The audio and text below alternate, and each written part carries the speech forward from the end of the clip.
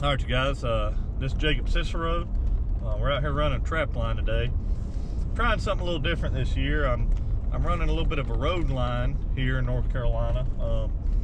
I looked on maps for places where there was hunting public land, you know, government land, game lands, where bodies of water flowed through these game lands and come underneath the road. That way I could make a stop at a bridge or a culvert and trap either side of the road on public land.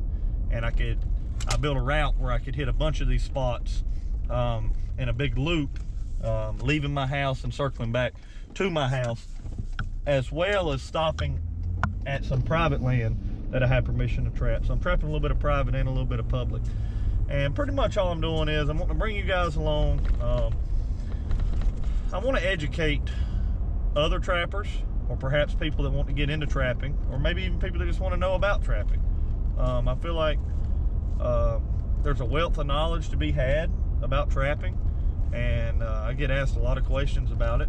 People that either want to get into it, or just, I mean, I'm the only person they've ever met that even does it. So I'm just wanting to bring the cameras along, you know, film what I'm doing, hopefully educate some people. It's a huge passion of mine. It's got major benefits for the wildlife, for the ecosystem, and it's just a lot of fun. All right, you guys, so what you got here, we got this small little creek here, it's flowing down, and you got a sandbar, a ton of coon tracks running down this sandbar where they're running this creek. They're just running right down this creek looking for food. There's a bridge up there. See how close I am to my truck, so it's quick to set. So I'm gonna throw a set in here right quick.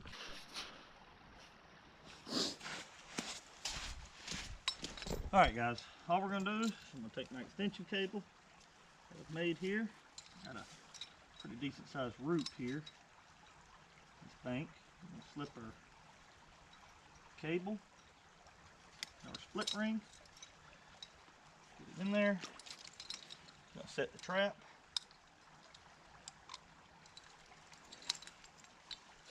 Get it out here close to the sandbar. I'm gonna put some bait in it. All I'm using here, I'm gonna sprinkle a little bit of cracked corn there around it. I'm just using cracked corn like chicken feed. A little bit of fish oil. Cold this morning. I'm gonna do a trailing scent. I'm gonna throw a little bit up on the bank. Get that fish smell in there for them. We're gonna move on down the creek and get some more. All right, you guys, right here's what you're looking for. I don't know if you can see that, but there's some coon tracks.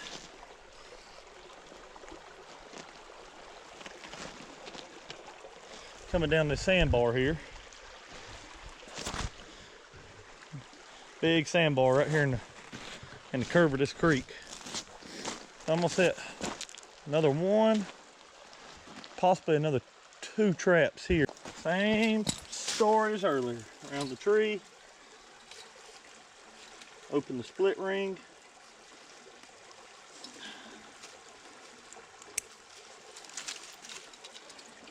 Set the trap.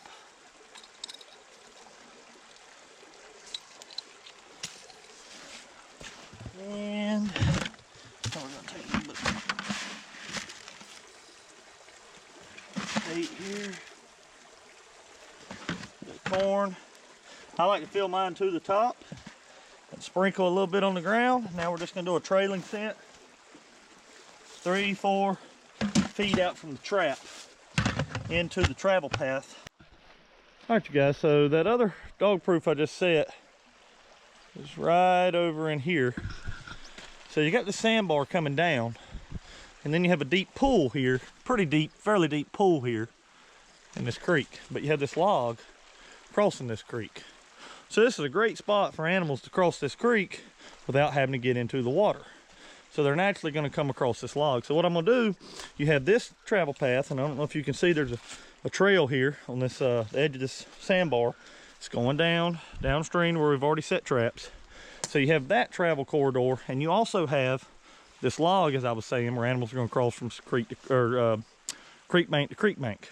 So this is an intersection of sorts.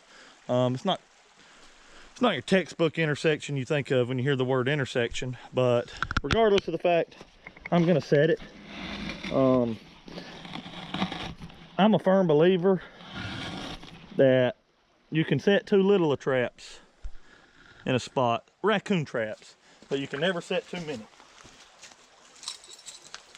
Because a lot of times, you know, if there's 5 raccoons and you only have 3 traps, you're only going to catch 3 raccoons. If you have 5 traps, you might not catch them all, but the potential's there.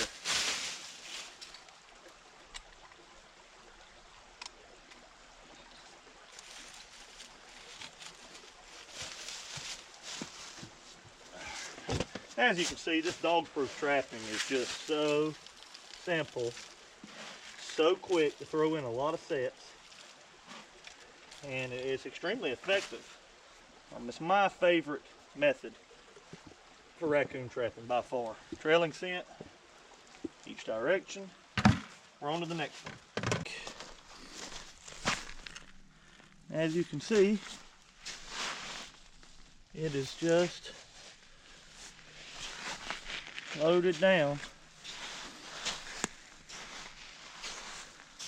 with coon tracks. So I think I'm gonna go right over here.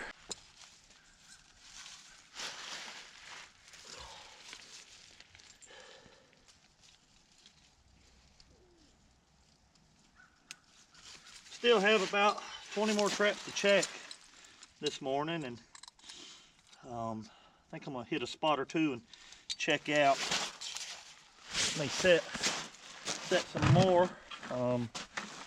It's Thursday, day after Christmas, 2024, December 26th. I set these Christmas Eve night. I checked them really early yesterday. I had to get home early, beat my children getting up Christmas morning. And that is that.